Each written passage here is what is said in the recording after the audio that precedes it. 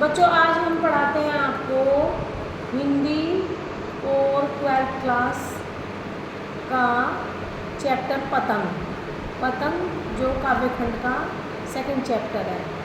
तो इसमें कवि जो है वो ये बताते हैं कि समय जब मौसम बदलता है तो किस तरह से धूप भी बदल जाती है, सूरज की किरणें बदल जाती हैं, और बरसात ऋतु के बाद जब शरद ऋतु आने को होती है तो एक नई तरह की सूरज की किरणें होती हैं।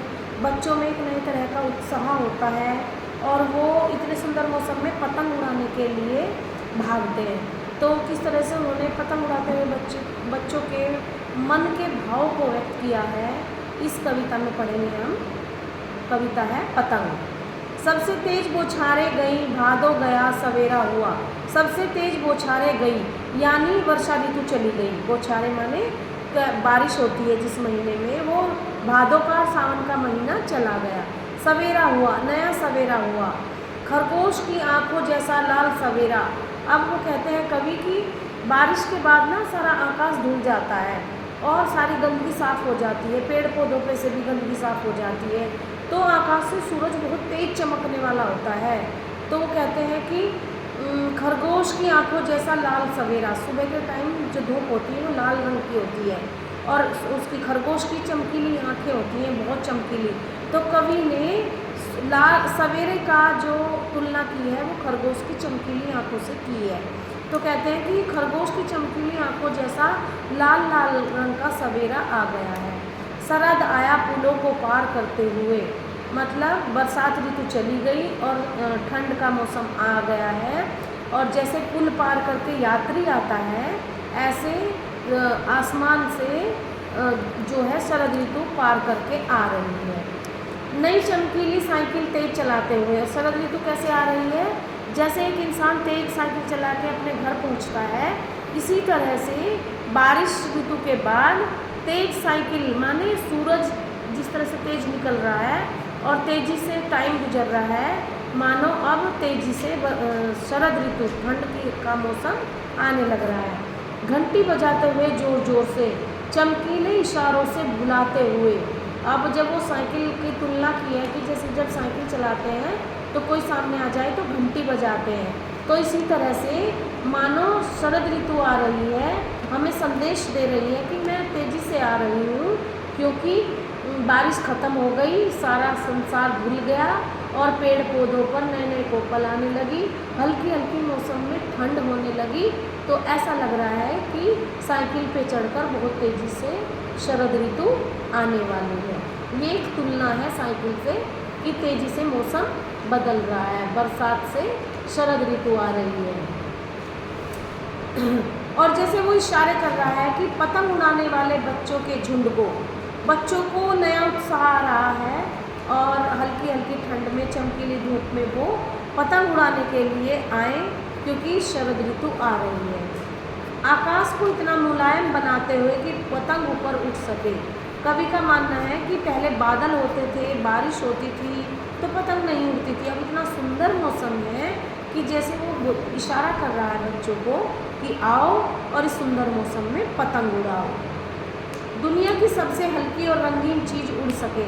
जो शरद ऋतु है वो ऐसा मौसम क्रिएट कर रही है कि साफ सुंदर वातावरण, हल्की हल्की हवा और ना तेज़ हवा और ना ज़्यादा गर्मी ना ज़्यादा ठंड, तो बच्चों को इतना सुंदर मौसम बना के दे रही है शरद ऋतु कि वो बाहर आए, निकले और अपनी पतंग उड़ाएं। दुनिया की सबसे हल्की चीज़ होती है पतंग, कागज़, वो ऊपर उड़ सके, ऐसा शरद ऋतु का मौसम है। दुनिया का सबसे पतला कागज़ उड़ सके, बांस की सबसे पतली कमानी उड़ सके। जिस बांस की कमानी फ्रेम पे वो पतंग बनाई गई है, इतनी हवा चल रही है कि वो बहुत सुंदर तरीके से पतंग आसमान में उड़ सके। कि शुरू हो सके सीटियों, किलकारियों, तितलियों की इतनी नाजुक दुनिया। और जब बच्चे इतने सुंदर मौसम में ना गर्मी है ना सर्दी है, हल्का हल्का सर्दी का एहसास है, उसमें वो पतंग उड़ाएंगे, भागेंगे, दौड़ेंगे, सीटियाँ बजाएंगे, चिल्लाएंगे, कट गई ऐसे चिल्लाते हैं ना बच्चे। तो ये सुंदर वातावरण शरद ऋतु ने बच्चों को दिया है कि आओ बाहर निकलो, खुशी मनाओ, पतंग उड़ाओ और मेरे सुंदर रूप से इस सुंदर प्रकृति से खेलो और उसका लाभ उठाओ। अब हम दूसरे पैरे पे चलते हैं कि जन्म से ही वे अपने साथ लाते हैं कपास। अब कवि कहता है कि जो बच्चे होते हैं ना, उनके पैर बहुत हल्के होते हैं। वो जरा जरा सी दीवार पे चढ़ जाएं, एक एक ईंट की दीवार पे चढ़ जाएं, इस छत से उस छत पे कूद जाएं, उनके पैरों में मानो कपास बहुत हल्की होती है ना, रुई। रुई जो है, आपको पता है कभी रुई कैसे बनती है? रुई पौधे से निकलती है। रुई का पौधा होता है कॉटन का, और वो खिलता है और उसमें कपास उसको कहते हैं। तब उस रुई को हम कपास कहते हैं। फूलों से वो ऐसे ऐसे चुनी जाती है। औरतें झोलियाँ बनाकर कपास के पौधे से रुई कपास चुन के लाती हैं। फिर उसको मशीन में मुलायम किया जाता है और उसमें से बिनोले, उसका बीज जो है गाय भैंस खाती है, वो अलग किया जाता है, रुई को अलग किया जाता है। तो रुई बहुत हल्की हो जाती है बिनोले निकलने से, और वो ऐसे उड़ती है।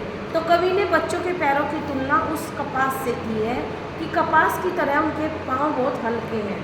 पृथ्वी घूमती हुई आती है उनके बेचैन पैरों के पास। यानी बच्चा एक घर से दूसरे घर पे, एक छत से दूसरी छत पे, एक दीवार से दूसरी दीवार पे कूदता है, तो मानो पृथ्वी ही उन घरों को, उन दीवारों को बच्चों के पास ला रही है कि बच्चे गिरे ना, चोट ना लगे। कितना सुंदर वर्णन किया है कि जैसे पृथ्वी ही बच्चों के लिए आ रही है कि लो ये छत इधर घूम के आ गई। पृथ्वी अपनी धुरी पे घूमती है ना, लेकिन पृथ्वी तो घूमती है बट हमारे घर नहीं घूमते। ये कवि की कल्पना है कि मानो बच्चों को पतंग उड़ाने के लिए पृथ्वी भी घरों को पास ला रही है, उनके पैरों के पास। जैसे शरद ऋतु का मौसम बच्चों को उत्साह जगा रहा है पतंग उड़ाने के लिए, ऐसे ही पृथ्वी भी घरों को और दीवारों को उनके पैरों के पास कर रही है। जैसे वे दौड़ते हैं बेसुध, जब वे बिना सुध बुध के दौड़ने लगते हैं, वो बच्चे नहीं देखते कि आगे गिरेंगे या छत पे जाएंगे या छज्जे पे जाएंगे। वो तो आसमान में बस पतंग देखते रहते, कहाँ गई, और दौड़ते रहते हैं दिशाओं को मृदंग की तरह बजाते हुए। ना उन्हें ये पता है, मृदंग एक वो होता है बजाने का तबला, तबले जैसा एक वाद्य यंत्र होता है, मृदंग बजता है। तो बच्चों के पैर जैसे इस तरह से चल रहे हैं जैसे चारों दिशाओं में बच्चों के पैरों की थप थप सुनाई दे रही है। जब वे पेंग भरते हुए चले आते हैं, पेंग भरते हुए मतलब एक लंबी छलांग वहाँ पे लगाई, दूसरी छलांग लगाई पतंग पकड़ने के लिए, तो पेंग भरते हैं। पेंग कहते हैं दूर तक जाना। सावन के महीने में पेंग भर के झूला झूला जाता है, ऐसे ही बच्चे पेंग भर के माने छलांग लगाते। डाल की तरह लचीले वेग से अक्सर, डाल की तरह लचीले, जिस तरह पेड़ की डालियाँ ऊपर नीचे होती है ना, इस तरह इन बच्चों के पैर ऊपर नीचे भागते हैं, मानो इनके पैर में हड्डियाँ ना हो। पेड़ों की डाली की तरह लचक है इनके पैरों में, और ईश्वर ने इनके पैरों को कपास की तरह हल्का कर दिया है, कूदते फांदते जा रहे हैं। छोटे बच्चे कूद सकते हैं, ऐसे बड़े लोग नहीं कूद सकते। तो प्रकृति भी इन बच्चों का साथ दे रही है कि खेलो, बाहर आंगन में मौज करो, किलकारियाँ उठेंगी, गूंजेंगी, संसार देखेगा। पतंगों की धड़कती ऊंचाइयाँ उन्हें थाम लेती हैं, महज एक धागे के सहारे। पतंगों के साथ साथ वे भी उड़ रहे हैं अपने रंध्रों के सहारे। रंध्र होता है छेद। तो कवि कहते हैं कि पतंगों की धड़कती ऊंचाइयाँ उन्हें थाम लेती हैं। जैसे जैसे पतंग लहरा के ऊपर चल रही है ना, तो पतंग कट के नीचे आ जाती है, तो पतंग भी जैसे उनके लिए सहयोग कर रही है कि मैं तुम्हें गिरने नहीं दूंगी, मैं ही तुम्हारे पास आ जाऊंगी।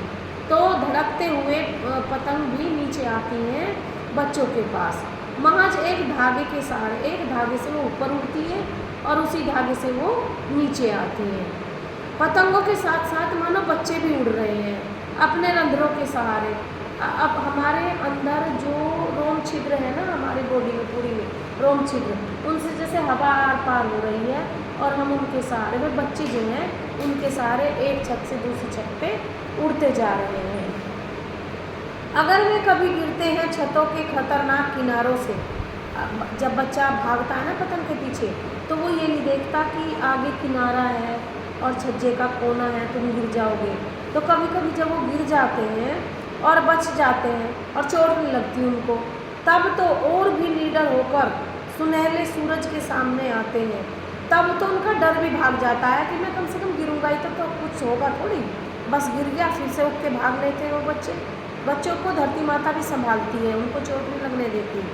तो कहते हैं कि जब वो एक बार छत से गिर जाते हैं, उन्हें चोट नहीं लगती, तो उनमें और आत्मविश्वास आ जाता है कि मैं कहीं भी दौड़ सकता हूँ। फिर वो पतंग उड़ाते हुए जाने कहाँ कहाँ दौड़ते हैं। पृथ्वी और भी तेज घूमती हुई आती है उनके बेचैन पैरों के पास। अभी बताया था ना कि मानो पृथ्वी भी उन्हें बचाने के लिए आ रही है, घरों को नज़दीक ला रही है कि बच्चों को चोट ना लगे। तो जब वो तेज पतंग उड़ाते हैं तो धरती भी तेज तेज दौड़ के घरों को पास पास कर देती है। बच्चों की दुनिया है भाई, बच्चों के लिए सब कुछ होता है। तो इस कविता में संकेत दिया गया है कि सारी प्रकृति आपके साथ है अगर आप जोश से, उल्लास से, उत्साह से कोई काम करोगे। जैसे बच्चे पतंग उड़ा रहे हैं तो पृथ्वी भी उसको संभालने के लिए आती है, हवा भी उसको संभालने के लिए आती है, सुंदर शरद ऋतु का वातावरण उसको मौसम देता है अच्छी पतंग उड़ाने के लिए।